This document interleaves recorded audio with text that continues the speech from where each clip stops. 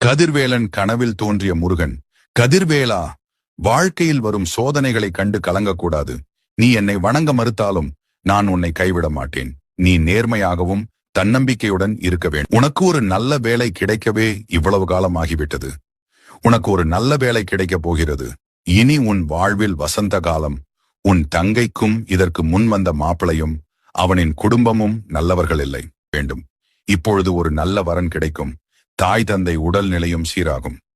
கதிர்வேலா, வாழ்வில் நடக்கும் அனைத்திற்கும் ஒரு காரணம் உண்டு. வாழ்வில் வரும் கஷ்டங்களுக்கு பின்னால் சில காரணம் உண்டு. தள்ளி போகும் சில நல்ல விஷயத்திற்கு பின்னாலும் ஒரு காரணம் உண்டு என்று கூறிவிட்டு முருகன் மறைந்தான். கதிர்வேலன் கண் விழித்து பார்த்தான். கண்டது கனவு. கனவில் வந்தது முருகன் என்பதை உணர்ந்தான். எழுந்து உட்கார்ந்து அருகில் இருந்த முருகனின் படத்தை பார்த்தான். காலை பொழுது விடிந்தது. கதிர்வேலன் வழக்கம் போல் வேலையை தேட கிளம்பிக் கொண்டிருந்தான்.